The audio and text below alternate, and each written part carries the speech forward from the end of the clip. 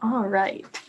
Terrell Galloway was born and raised in the historic Hill District in Pittsburgh, Pennsylvania. Growing up, his mom always made sure he had a positive Black male role model in his life.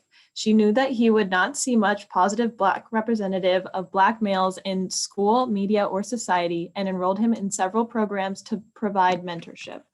Some of the programs included Investing Now, Black Male Leadership Development Institute, School to Career, and the National Society of Black Engineers Junior Chapter. The accumulation of these programs are what helped Terrell realize the importance of mentorship, as well as develop leadership, networking, and problem-solving skills. These fundamental and essential life skills are what fueled Terrell throughout his time in high school. He attended Taylor Alderdice High School and graduated in 2016 with high honors and was senior class vice president, drum major of the marching band, and captain of the robotics club. Terrell is currently a senior at the University of Pittsburgh, majoring in mechanical engineering after transferring from Tuskegee University at the beginning of his junior year. He continues to refine and grow his skills from the mentoring programs he was in by tutoring and working for Investing Now as a student program coordinator. He also interned for Collins Aerospace in Huntsville, Alabama, and Naval Nuclear Laboratories in Pittsburgh, Pennsylvania, and plans to go into industry once he graduates. Everyone, please give a warm welcome to Mr. Terrell. Thank you, Maddie. Hello. So it's great to see all of you and to be with all of you today. My presentation isn't really anything crazy. Can you all see my screen? Okay, cool. So I'm really kind of just gonna step through kind of what you guys just heard about me in the bio, just going a little bit more in depth. And so first, again, my name is Terrell Galloway, and I grew up in the Hill District. So that's something that is like really, really big to me, is where I come from, right? So the Hill District, as some of you may have known, is very, very historic and prominent for the Black community. It was the jazz epicenter, and a lot of great people came through this neighborhood, and I'm hoping to be one of the next ones. And then throughout my whole life, I've only been to Pittsburgh Public Schools. So I started at Madison Elementary School, which is now closed down. Then I transitioned into Alia Wow, and then I went to Liberty, and then I ended up going to Sterrett for middle school and graduated from Taylor Alderdice, the best high school there is, in 2016. And throughout this whole journey, though, I've always had, a passion and interest in STEM. So since I was in 6th grade, I knew I wanted to do robotic engineering, actually. And that has been something that I was really interested in. I really thought like robots was cool, engineering was cool, all of that stuff. And my mom really fueled and pushed this passion even further. She got me into a lot of different programs. One of the first ones being Investing Now, which is a fabulous program for younger students who are looking to go into engineering. And then also School to Career was another great program, BMLDI, all these different types of programs that really made up who I am today. But it was the National Society of Black Engineers Junior Chapter is what made me believe that I could become an engineer. So before, all throughout 6th through 8th grade, I kind of had this passion that, yeah, this is something I want to do. But being a young Black man in the Hill District, I felt like that wasn't possible for me, right? I was like, I've never seen an engineer in my neighborhood. I've never seen one, in my family, never seen one on TV. And so I didn't think that was anything within, my capabilities. I thought it was just a dream. But once I actually attended my first National Society of Black Engineering conference, my mentor still tells me this story where I froze walking through registration because there was literally thousands of Black engineers who looked just like me. And he said, I turned and looked to him and said, I can be an engineer now. And now I'm currently on track to graduate from the University of Pittsburgh in December 2020. But that's not, where my journey started. It started at Tuskegee University once I graduated from Taylor Alderdice in 2016. And for those of you who don't know, Tuskegee is a historical Black college. So I loved my time at Tuskegee. I cannot express that enough. It was so great to go and be around, people who look like me, people who had the same dreams and passions as me. And so being at Tuskegee was just a overwhelming experience for me. Now, I did end up transferring though, and that was due to, a couple different reasons. One, it was too much money. College is very, very expensive, and I didn't choose the school initially that gave me the most amount of money. I got accepted into 10 schools when I applied. I applied to 10, got accepted into all 10, and I chose the one that was the most expensive. And because I really wanted to get that historical Black college experience, but that came with a higher cost. And so just to kind of give you the difference in comparison, when I was at Tuskegee for 2 years, each semester I was paying $10,000 out of pocket, right? Once I transferred into Pitt, my first semester at Pitt, I paid $1,000. So that's a $9,000 difference for each semester. So that is one of the first initial reasons as to why I transferred. But there was also like personal things. I kind of wanted to be back home, be with my friends, to be honest. And I was in a long distance relationship. I'd be lying if I didn't say, that did have a major part in why I transferred home. I didn't make that the sole reason, but that was another reason. And then another really big thing to me was I didn't feel like I was being challenged academically at Tuskegee University. I had a 3.7 GPA, but I had straight A's in all my engineering classes. The only B's I got were, sorry, Miss B, but it was in English. That was the only B I was getting. All the rest of my classes were straight A's. And I just didn't really feel challenged enough. I transferred into Pitt, and my first semester, I got a 1.6 GPA. 1.6 went from a 3.7 down to a 1.6. So I was like, oh, wow, I got the challenge, that I was asking for. Definitely. And but that's like kind of saying you got 4.0, but you went from a 1.6 because a 3.7 is real close to a 4.0. Right. Exactly. And that just goes to show, the drastic difference in academic rigor. Right. And so I was, really skating through one school, and then the other school I came and failed. And Terrell, I'm really sorry to interrupt. I'm terribly sorry to interrupt. Trinity, you had your hand raised. Was that what you wanted to say, or did you have a question for Mr. Terrell? You said you applied for 10 schools and you got accepted into all 10. Was any of them schools Ivy League schools? No, I didn't apply to any Ivy League. I did not want to go to an Ivy League school at all. I wanted the exact opposite. I wanted the historical Black college experience. So I applied to North Carolina A&T, Morehouse, a lot of HBCUs. And then the only predominantly white institutions I applied to was like Pitt, Penn State. Did I apply to Ohio State? I can't even remember. But it was just, it was all local schools really where I applied to that were predominantly white. But I was applying to a whole bunch of HBCUs. Thank you. Any other questions at this point? You said you went What year did you go to WOW? Oh, sorry. That's fine. I went to Sterrett too. I just wanted to say that. Oh, okay. For middle school. Okay. I really like Sterrett. Yeah. I went to WOW too. You went to WOW? You said you went to WOW.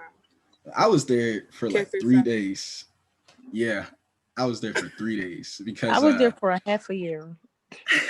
my mom came in, and there was like 10 kids wearing pajamas. And after my 3 days there, they were calling me like the student of the month. And they used to do like WOW tickets that you used to get. And I had over like 100 WOW tickets in like 2 days. And so my mom was like, you know what, you can't stay here. There was 3 fights on my first day of school there, actually. That was crazy. And so she ended up taking me to Liberty. And that's where I spent the rest of my time from 3rd grade to 5th grade. I was at Liberty. So any other questions? Destiny just said Pitt engineering is no joke. Oh, yes. And one of the things, so back to that is like, at first, if I'm being completely honest with you guys, because I failed a course completely. And while I was going through that process and seeing the first test, I got a D. And I was like, oh, well, I can come back. The second test, I got less than a 25% on the test. And I'm like, well, it's time for me to drop. And then the professor was like, no, stay, you can bring it back up. And then the next test, I got a 30%. So I was just like, wow. But then it was too late. I honestly ended up crying in the engineering building. I would stay there honestly until like 5 o'clock in the morning, every night trying to study. And I was really working hard. And that was one of the things that was crazy to me, is that I could stay up all night, work until 5 o'clock in the morning, really work, my butt off, but it wasn't translating into success. And so that was one of these times where I realized hard work doesn't necessarily mean success, right? And one of my peers actually told me, he was like, dude, you're actually doing, you're putting in more work, but you're not seeing any of the results. And that was one of the things where I was working harder and not smarter. He was saying, if there's any reason why I have to stay up past, 2 o'clock in the morning or past midnight, then I didn't plan my day accordingly. I didn't plan my life accordingly. And I was actually I was planning for failure, is what he said. And so I really, took that seriously. And then another thing that I learned is that I always thought of failure as like such this really, really bad thing, but it's not. It's probably one of the best things that could have happened to me. And I'm not saying y'all need to just start going into classes and start failing. Not at all. Don't do that. I would have definitely liked to not fail. But what I'm saying is that if you are experiencing hardships and hard times, understand the value in those hard times, understand the lessons and the growth that is going to come out of that. And actually, just from an engineering design standpoint, this is something that our professors teach us. In order for your design to like pass and actually go through the process, you have to show that it fails 3 times. Because if you just put off your first design and that just goes to market, guess what? It's going to eventually fail later and it's going to be catastrophic. So if you show, your design iterations, you have to have prototype 1, prototype 2, prototype 3, because all of those are going to teach you different things, different experiences until you have the final product. And life is kind of the same way, right? So this was I failed in other areas plenty of times before this, but this was my first time failing academically. And from this, what I've learned is that, okay, I need to start planning differently. I needed to stop doing stuff on my own. At Tuskegee, I was fine with, studying by myself, doing all this stuff by myself. Once I transferred to Pitt, I was like, oh, I need a support system. What does it mean to actually have an accountability group, right? That was something I never even had before. And once I got to Pitt, though, I found those people who are going to hold me accountable, who are going to be like, okay, this assignment is due, next Friday at 2 p.m. That doesn't mean start it next Thursday, at 10 p.m. That's how you're setting yourself up for failure. That means start it today and do it a little by little every day. And then you don't even have to worry about it next Friday. And so I kind of had those people in my corner that taught me that and pushed me in that direction. All right. And so overall, like I said, I'm about to graduate from Pitt very, very soon. And it's been overall such a really great experience for me. And I've actually been able to accumulate some work experience. I co-opted, and for those of you who don't know, a co-op is just an extended internship. So that means I worked with Collins Aerospace, and this was in Huntsville, Alabama. And I've worked there for 6 months. And so for 6 months, I was in an apartment all by myself, Huntsville, Alabama, not a single friend, not no family, nothing. Just me all by myself, going to work every day, working 40 hours a week. And this was another big growing experience for me in my life. I had never been somewhere where I was completely on my own, especially not in Alabama. I went to school in Alabama, but that was at a HBCU. So that's a completely different experience than just being in Alabama all by yourself. But the actual value that I got from there was living on my own. And this is what actually was the big transition for me to understand what it's like to be an adult.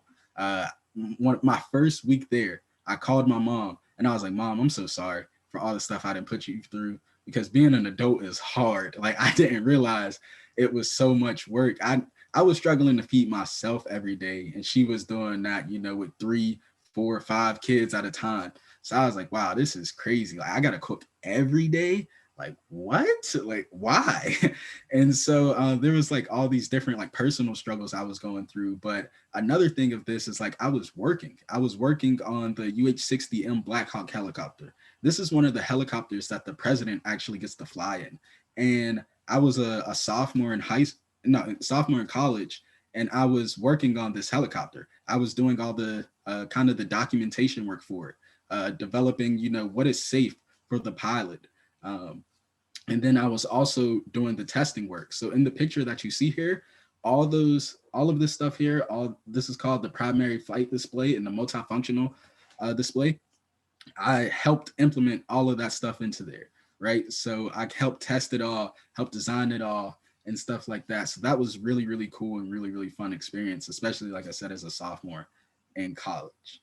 And then I also got to do an internship with Naval Nuclear, and that was only for 3 months. But this was another really unique experience because Naval Nuclear, they are the only contractor for the whole Navy. So they do everything on the submarine from cradle to grave. So everything that you see on the submarine, every single piece of it is designed, developed, built, manufactured, all by Naval Nuclear. And so I was actually working in the section of, once the submarine has completed its time in the field, when it comes back in and it's being decommissioned, that's the part of the project I was on. I can't really, since they are a government contractor and I can't really talk too specific about the things that I did there, but that was also, a really, really great experience. And then I was the student programmer at Investing Now. I currently actually am not, but that was also a really good experience because one of the things that I got to see very early was the flip side. I got to see, kind of the work that Miss Carla's doing in the background, putting on all these programs and the surveys. That was one thing that I didn't realize was so crucial when I was in all these programs. I was like, man, I'm gonna hurry up and just do this survey real quick. It's not really that big of a deal. And then once I'm in the program coordinator position, I'm like, oh, we got funding because of this survey. Oh, if students, this percent of students don't fill it out, we no longer have a program. And so I got to see, the flip side of that, the importance of that. I got to see how the process of how do you select people to come in and speak, how you develop these workshops, and then all the problems that can arise. What happens if someone's not on time? What happens if you definitely put out all this money for somebody to come in to run this experiment, and then the students aren't engaged in it? And so that was, a really cool experience. So I want to say to y'all, take those surveys seriously, show up on time, all that stuff, because I got to be in your shoes, but I also got to be in their shoes. And I have also done over 5 years of volunteering and tutoring and mentoring. So I can talk a little bit more about that. This is the mentoring program. Real quick. I'm sorry. We have a few questions in the chat. Do you mind if we take them now? Oh yeah, let's do them. Okay, cool. I didn't know if you prefer to save them for the end. So, so Danielle said she currently goes to Dice. So she was giving a hoorah there. Michael asked first, was it easy to find that support group when you were talking about going to Pitt and you needed to find a support group? Was it easy for you to find that support? That's a really, really good question. So it was easy for me to find that support group because it was the network I had already created from Investing Now. Because Investing Now is a Pitt pipeline program. And so I just reached back out to those contacts. I'll say this though, the hardest part was actually asking for the help. I knew exactly who I could go see. I knew exactly who I could go talk to. I just didn't want to ask for the help. And that's why I failed my first semester. It's because I was like, I can just do this all on my own, or I don't really want to ask for help. I thought that, I thought it was beneath me to go ask for help. And that was, the dumbest thing I could have ever done. I should have immediately, I'm struggling. Let everybody know help me. And so I think that's the hardest part for me was actually being like, hey, I need help and I don't know everything. So. Awesome. Thank you. So we have another question. You graduate at the end of this semester, right? Or is it this spring? Yes, I graduate at the end of this semester. So my actual last day of classes is next week, next Friday. I'll be done with school. So I was a transfer into December graduate too, and it was fun. Everyone being like, time to go back to school. I was like, nope, I'm waking up at 7 to go work anyway. So y'all enjoy your 1 p.m. classes. So someone, Raynell asked, if you feel comfortable answering this, what do your grades look like now? Oh yeah, I definitely feel comfortable answering this. So now I'm currently up to a 2.96. And so I say this saying that I've only had what was that? I was been at Pitt for 4 or 5 semesters now. And so in less than 2 years, I was able to go from a 1.6 up to a 2.96.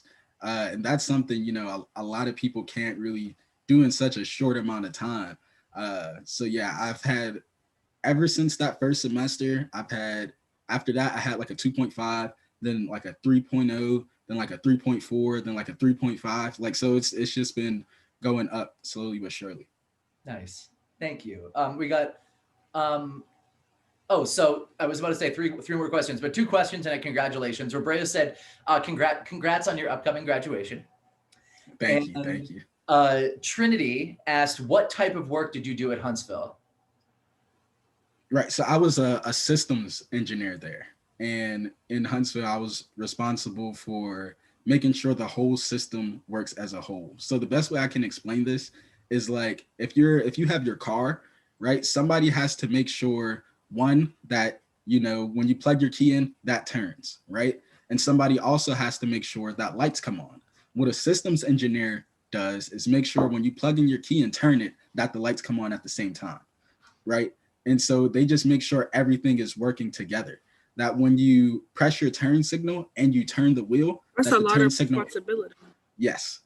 And so we had to do that for a helicopter though. And I didn't do everything on my own. I worked as a team and I asked for a lot of help, but that was one part of it. And then the other part of it is documentation, where I've actually said, okay, at this specific height, this sensor needs to go off. At this specific altitude, this indicator needs to go off. And we had all of those requirements in the documentation. So. And then one more question before we continue. So Destiny, also Pitt, said congrats on graduation, fellow Pitt senior. And then awesome. Nikoye asked, how did you learn to be an adult in Alabama? Because I am getting close to going to college and I know I want to go away. I don't know if Nikoye wants to chime in and add, was that specific to being in Alabama or was it just being far away from home, Nikoye?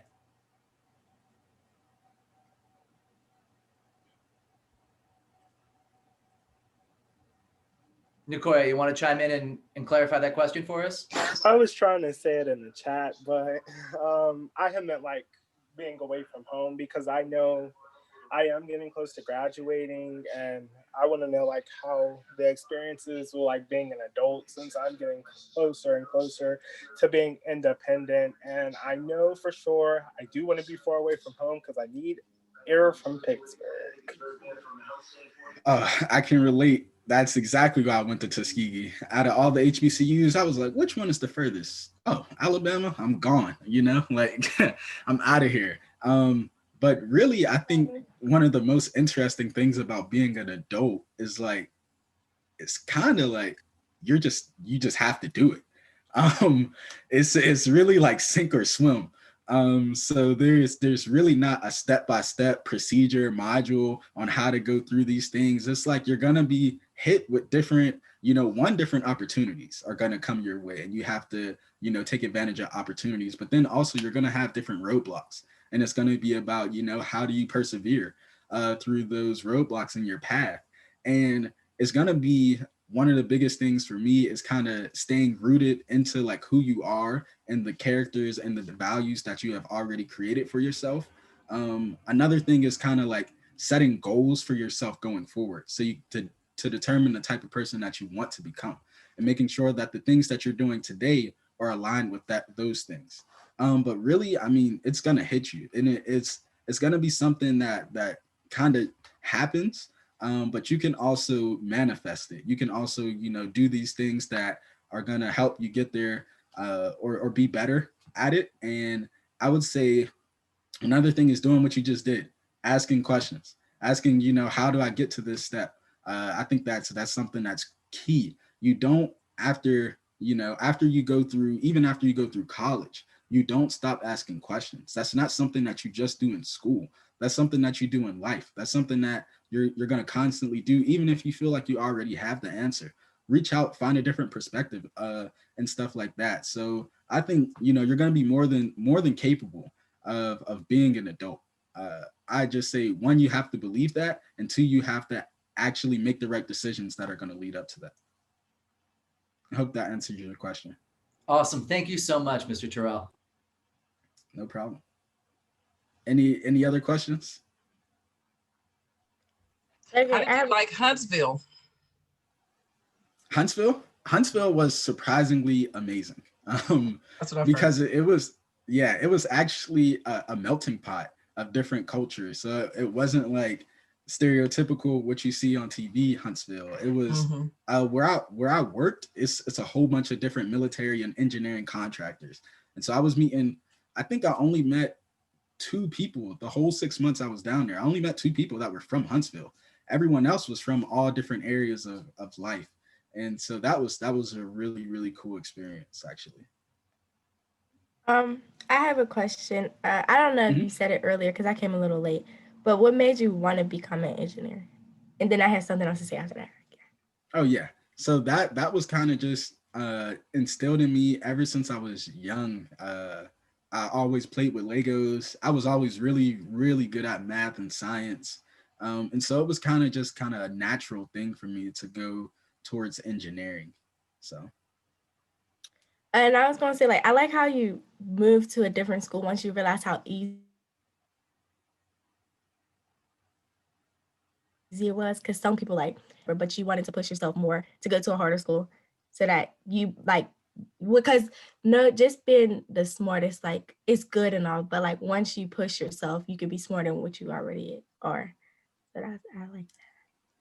I appreciate that. That's something that my mentors have always instilled in me is don't be complacent, don't get comfortable.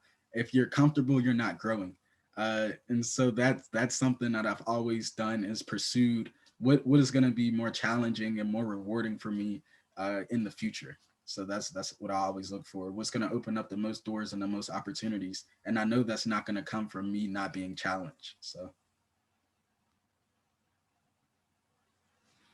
you guys are asking some really good questions. I mean, I expect nothing less from school to career. So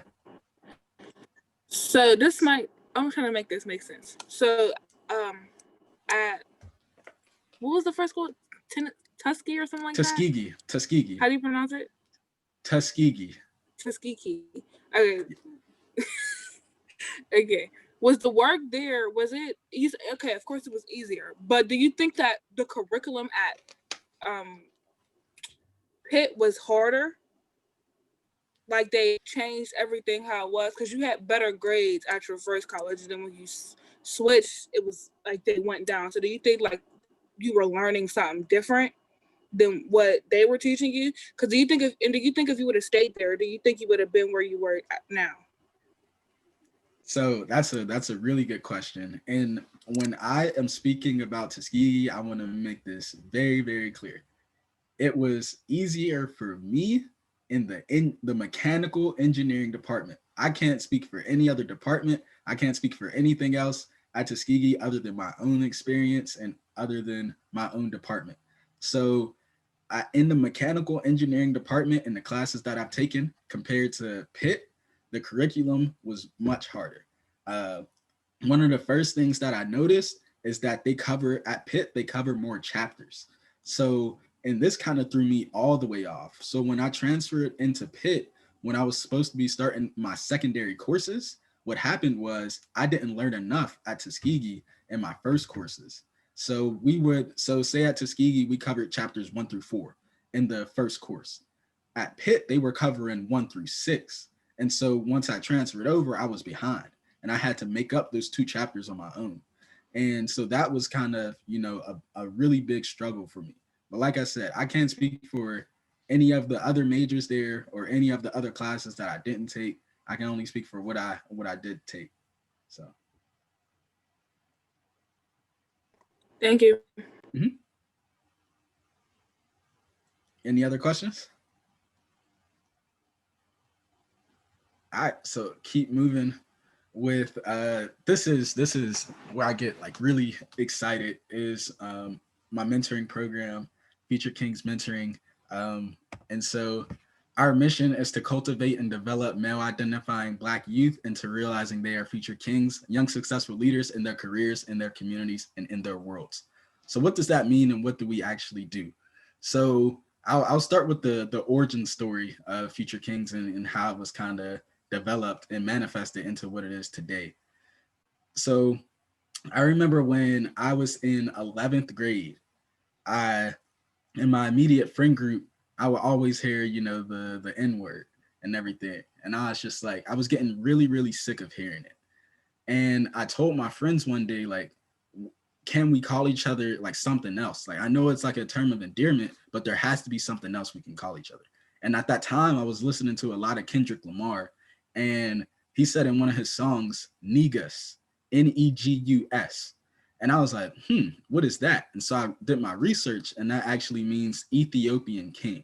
And it's actually where the N word is derived from today. So they took that word, Negus, Negus, and broke it down and made it into something, that it wasn't supposed to be, made it into, kind of a harmful word. And I was like, well, why don't we take that back? That king mentality.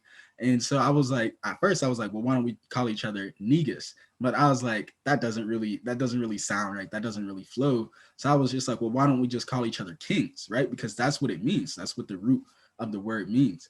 But I knew at that age, the stuff that we were doing in 11th grade, I was like, we are not kings. So we can't just be out here calling each other kings right now. But I was like, we have the potential to be, right? We have the mentality to be. And so that's where it kind of future kings came from. And so, but one of the things was that we knew that we couldn't just use that name in vain. We couldn't just be out here calling each other future kings and not showing up to class. We couldn't be out here calling each other future kings and, messing around with different people, playing around in classes. We couldn't be calling each other future kings and doing all these other things. So we had to, develop this mentality. Okay, if we're going to be future kings, then we have to be future kings. And so we kind of developed this mentality of what it means to be a future king and everything. And then me and one of my friends, we had thought about, we want to take this even further and expand it. But then I transferred to Tuskegee and he stayed in Pittsburgh and we didn't really get to work on it. But once I transferred back to Pitt, then as soon as I came back that first month is when we got Future Kings mentoring up and going. We started thinking about this mission statement. And it wasn't really refined until I brought on another one of my peers. So the first one was Sean Spencer, and then the second mentor is Israel Williams. And so Israel is the one that you see with the glasses on my left or on my right, and then Sean is this one right here. So so that's Sean and Israel. They're the other two mentors for Future Kings mentoring. And this, the whole organization wouldn't be where it is without all three of us in the work and the different experiences that we've brought to the table. And what we've been actually able to do is start our first cohort of students. So we started back in this year in June, where we started our first group of students, and we mentor young Black men between 8th and 12th grade. And we help them to our program is broke down into 3 modules. The first one is self-development, right? And so all success starts from self. And we know that we can't teach you anything else if you're not going to have the self-discipline and self-motivation in order to pursue those things. So we always start with self. And we break this down by going through our 16 tenets. And so the tenets are really just what it means to be a future king, when I was talking about that mentality earlier. And so some of these include being confident, being humble, knowing your voice, being compassionate, being considerate, like all these different things that make up what it means to be a future king. And so after that, then we transition into our second module, which is financial responsibility. And this is something that is very, very, very crucial, especially within the Black community, because the dollar is not being circulated nearly enough times for us to become financially independent. And this is something that we want our students to understand and actually build upon. So we want them to understand what are assets, how to budget, how do you save, all these different things that kind of make up financial responsibility. So once you have your own job, and if you currently have your own job, that you can be investing your money smartly and having a larger return on profit. And then we got our students towards STEAM related careers. So our last module is all about professional development and how do you, once you're in this workplace, how do you build on top of that? And how do you write your resume, or how do you do your college essay and things like that? And so that's kind of really what our program does. We do bi-weekly discussion-based workshops. And so these are on every Sundays from 3 to 5:30. One of our mentees is actually a part of School to Career, and he's my little cousin, Michael Wright. Yeah, I'll put you on the spot. I'll always do that. And so he's one of the first people to come through our program, and I'm really happy about that. Really proud of that. Is there any questions about Future Kings before we move on? Congratulations. It's amazing. I'm very proud of what you've done with Future Kings. I've talked to your mom over the years, and I've heard this vision, and I'm glad to see that it is actually being walked out in our community. So congratulations again. Very proud of you. Thank you. Thank you. And I also want to say just, I'm sorry. After you, Trin. I just said good job. It's like necessarily like being a leader, but it's like it's nice having like others look up to you. Like it gives you a good feeling to do better. It's like you have an obligation to make things happen. That's nice. Definitely. That's something that every single mentoring program or every single program that I've been through when I was younger, that's something that all my mentors pushed. And it's why I'm here today with School to Career, right? Is you have to give back. You cannot, and I'm going to touch on this a little bit later too, but you can't, go through these different walks of life and have people invest so much into you and you not return that investment. That is completely selfish and is completely out of line with all of my morals and values. So that's really one of the biggest things for me is reciprocation. Have to be able to give back, and you have to give back whenever you can. So absolutely.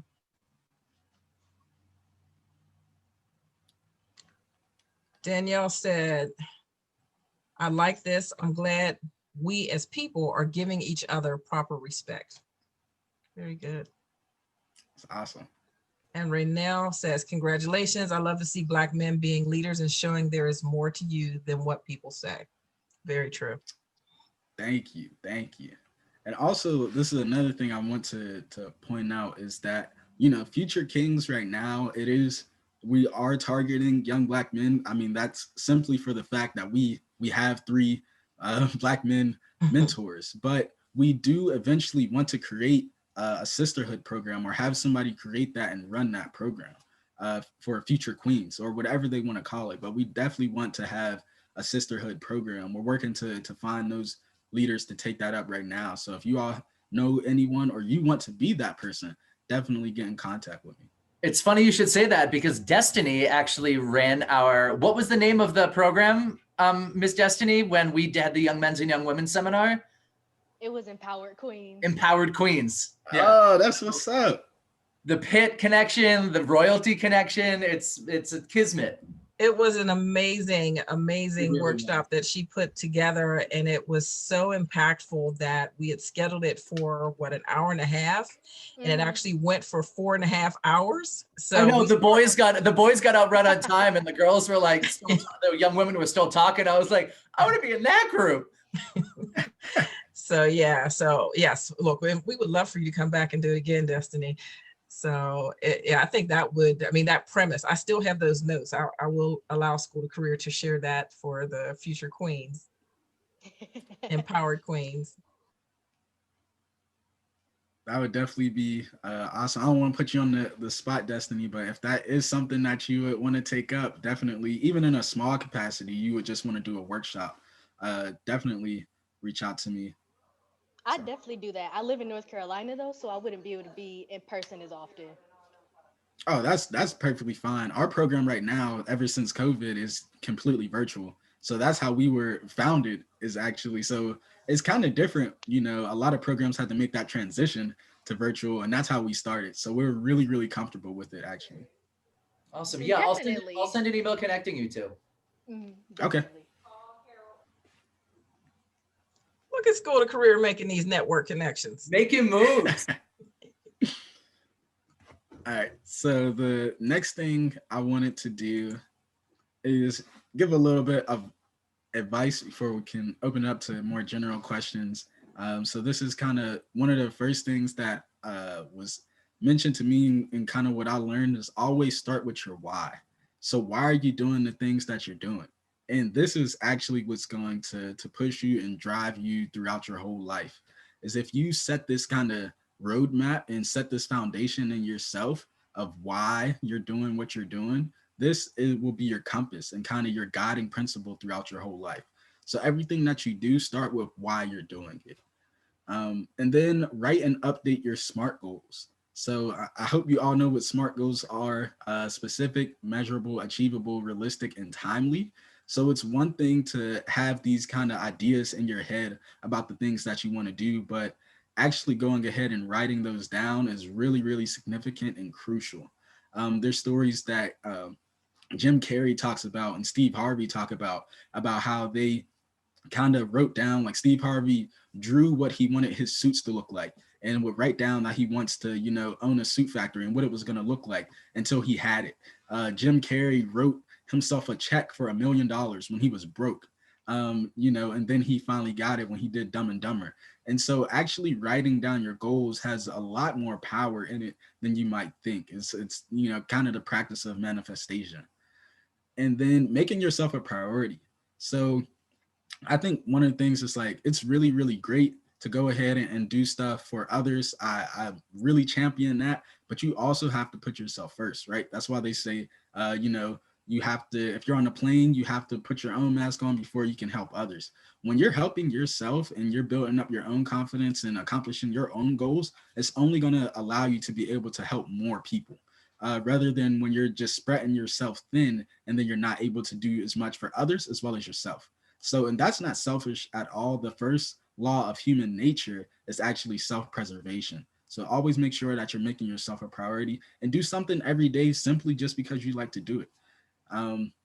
And then the next thing was reciprocation is mandatory. That's something I kind of already talked about earlier, is that you just have to give back, especially if people are putting their time and energy into you, that it's only right to do the same when you have the opportunity to. And then put discipline over motivation. So this is one of the things that I'm actually currently learning, is that motivation is great, but motivation is also like temporary, right? And motivation is also random. You never know when you're really gonna be motivated. And that's that's one thing that people always say, like, I'm just not motivated to do it right now. Okay, well, scratch that. Be disciplined, right? Because if you're disciplined, it doesn't matter how much motivation you have. You have a schedule, you have, a priority list, you have obligations, responsibilities. And since you're disciplined, you're going to stick to them and you're going to accomplish them, regardless of how motivated you are. So this is one of the things that I said, I'm still learning this and I'm still practicing this right now. But I wanted to go ahead and share that because I thought it was really, really great because that's one of my famous excuses. I didn't do it because I'm not motivated right now, or I'm not going to do it right now because I'm motivated. But that doesn't really matter at the end of the day, right? It has to get done. And if you have that discipline in place, it's going to. So that's really all I had for you guys today. Here's my contact info for anyone that needs it. This can also, of course, be sent out to everyone. But really, do y'all have any more questions or comments? You guys have been doing a great job already, so. I have a question. Now that you're graduating, are you going back to Huntsville or are you going to stay in Pittsburgh and expand Future Kings? It's funny that you asked that. Today is Friday. I actually have 2 job offers on the table and I have to make a decision today, like very, very soon. Probably as soon as I get off this call. Thank you. So I have a job offer with Turner Construction, and then I have one with Naval Nuclear where I interned. Wow, we know Turner Construction. Oh, really? Yeah, they came and did a presentation, and of course, OPDC. Who doesn't, Miss Carla? No.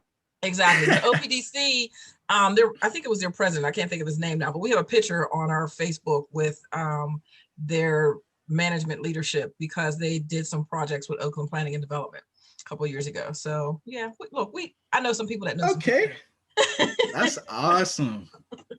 Carla, Miss Carla, you got a little dirt on your shoulder there. Yeah, there it is. Okay, you got it. That's exciting. Look, congratulations on that too. I mean, it's a nice problem to have. Right. 2 job offers. That's great. Yes. Thank you. Let me see. Were there questions, guys? I haven't heard from Michael. I wonder why he's so quiet. Trinity said this is inspiring. And thank you. Raynell said this is a motivation speech. You could just be a motivational speaker. Yeah, just go on the road. That's actually one of the business opportunities that I plan on creating in the future. So amazing. So you could be like Obama, going around the world charging millions of dollars. Except without being in the Oval, you hopefully won't go great quite as quick. Right. That's exciting. Any other questions, guys? You all are quiet now. It's over. It gave you a lot of great information. Can I get some takeaways? We asked everything. I know, but there's some people I have not heard from. Shall I go down the list? And Vaughn told you.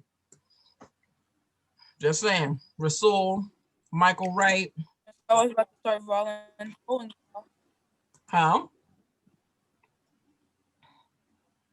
Rasul just asked, are there spots open for participants in Future King?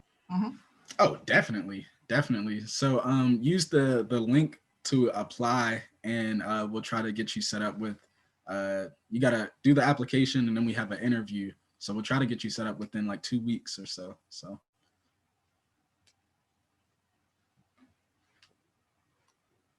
Michael, what are some of the things that you like most about Future Kings? No pressure. Okay. It's like a fun environment, and it's not like it's formal, but you can tell jokes when you can, and it's just like a brotherhood, and you can trust each other.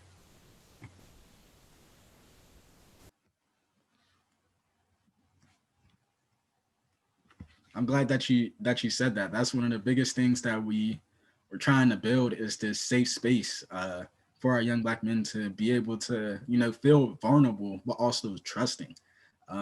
So that's one of the biggest things that we want to have is that type of brotherhood. So.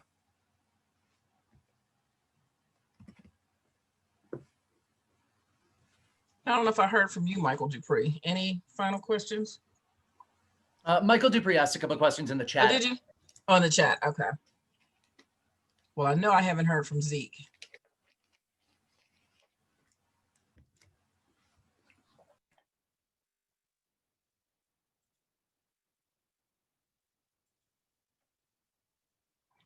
And I suppose we're not. So.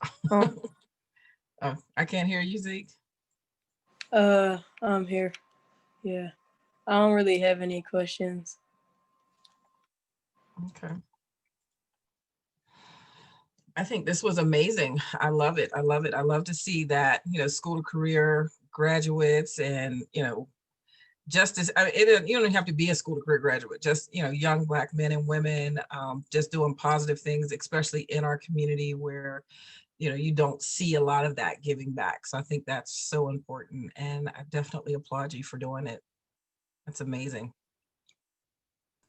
Thank you. I appreciate it. And, that's a big thing, is like, I wouldn't be where I am today without, thanks to school to career as well, right? This was one of my stepping stones and one of my building blocks. So I appreciate, the work that you did, Ms. Carla, and you as well, Ms. B, when I was there. So. Is the girl who spoke last week, Tara, is that your sister or something? No, I don't know her. It is. No. Yeah, that's my sister. That's here. Yes. That's my heart and soul. Yes, you can see their mother did an incredible job. Their mom is amazing. We should bring her in as a speaker. Yeah. But yeah, their mom is amazing, and she has these incredible young people that she has gotten to this point and even beyond. So yeah, Tara did a great job last week, and then couldn't believe that you were on this week and she didn't know it. So yes, they are related. And they were both in the program at the same time right now. So yeah, Raynell and Ranique are sisters. So we have another sibling group, which is pretty awesome. I like having siblings in the program until they start, fighting. But We didn't have that problem. Amazing. Miss B, you have any comments? We didn't. I am just so proud. Can you hear me? Yep. Yes. Okay. It's just amazing. Terrell, I feel like I'm your mother sitting here so proud of you. Thank you. Yeah. I had a little bit to do with this. You're just amazing, and I'm so proud of you. Yeah. I appreciate it. Oh, it's wonderful. Is your mother watching? No, she's at work. Oh, she is missing. It'll be on opdc.com on YouTube or on the OPDC website on the YouTube page. She'll be just so proud. I'm just overwhelmed. I love it. I'm so happy. I feel like I should be coming back to do something. Jeremy, you have a space for me beside you? Always. There is always a space for you, Miss B. I'm just taking up your space, waiting for you to decide to come back. So. It's so exciting. I'm so happy. Absolutely. Miss Lavelle wanted to be here. She was able to jump on the Zoom last week, but she's like 3 hours behind us in Nevada. So she, did say that she wanted to be here, but I definitely sent her the link so she could see. So she was real excited to see Tyra and Tyrese last week. And when I sent her, everybody that's speaking this month, she, was real excited to participate. So she's like, Miss Carl, I got to go to work on Friday. I can't. She was like, she's teaching a class. She's still in computers. So she had a class to teach this afternoon, but definitely wanted to send her well wishes. But Miss B wouldn't have it any other way. She's like, I will figure out Zoom, whatever I need to do, it's going to happen. Second time, I'm learning. See, I'm not satisfied. I'm learning, Terrell. That's great. Oh boy, I'm so happy. I would have missed this for anything. It's wonderful. Raynell just said maybe Ronique and I will be in the homecoming edition when they graduate. We'd love to have you all in the homecoming edition. Yeah, I think this might be an annual event. We've always wanted to have a school to career reunion, but because we span over, in my time frame, almost 20 years, it's hard to get, which classes, and it's hard to pick. So, I've always wanted to do a reunion. So this is like our little mini version of a homecoming edition. So I was real excited. And just to hear from some of the graduates and people that have been part of School to Career through Facebook and different text messages that I've been getting over the last week or so has been incredible. So I'm honored to have you all back. Thank you for inviting me. I really appreciate the opportunity. Oh, absolutely. You can come back anytime. And hopefully our students will connect, our young men will connect. I'm all about, providing the opportunities for, multiple programs. It's like, I'm not, connecting kids with School to Career for Life. Partly, the reason why we bring on these different presenters is so that they can see what other opportunities are out there. I mean, there's nothing wrong with doing more than one thing. And I think being around a lot of positive Black role models is incredible and something that our young people need. Definitely. And that's kind of why we built, what were you saying, Ms. B? I said, okay, I regret not knowing the young people who were there today. Their questions were fantastic. Yeah. I love their attitude. And I just feel like I've been cheated because I don't know you. And for you all that don't know, Ms. B was our education specialist for 8 years. I keep messing up the numbers, 8 years. Ms. B was actually my English teacher. So anytime I say the wrong word, it's her fault. But, so Ms. B is now one of OPDC's board members. And that is, it was so important when she retired. It was important that we stayed connected, even though on a personal level, we were going to be connected anyway, but I wanted her to stay connected with our programming. So it's always great when she's able to join us. And I was a dragon for 22 years, people, from Alderdice. Yeah, that's great. I was just gonna say earlier, Ms. Carla, that we kind of scheduled our program. That's why we do the Sundays, bi-weekly on Sundays, because we didn't want to overlap or take away from any of the programs that we had been in before, so that students could still be a part of School to Career and other Investing Now, Black Male Leadership Development, and Future Kings. So Awesome. That's exciting. It's so, and it's so needed, especially now, because you can't get everything in one space. And I truly, know that for a fact. I mean, even with school to career, we're not doing our placements now. So, any other opportunities, our coding class, our IT help desk, those types of things, if they're being offered someplace else, I'm all about, connecting them. And we'll get you some information. Maybe some of your future kings want to participate in our entrepreneur program. Oh yeah, that'd be great. Yeah. So there'll be cash prizes. That's going to start with Pitt in January, actually. So that might be something they want to, start thinking about business plans and putting together, a pitch and maybe win a couple dollars. Okay, that's awesome. And if you need any STEM resources, my professor has actually, he's a, mechanical engineering professor. He has developed slides in order to teach STEM to middle school students and high school students. Awesome. And he was going to extend those to future kings, and I can extend them right to you. Perfect. He said he'll even be willing to come in and speak. So okay, I can definitely extend that. Look, Jeremy, you know what you got to do. Amazing. And that's incredible. Terrell, Mr. Terrell, as soon as I heard you speak about your program at the at that meeting, that morning meeting, it was just so, I was like,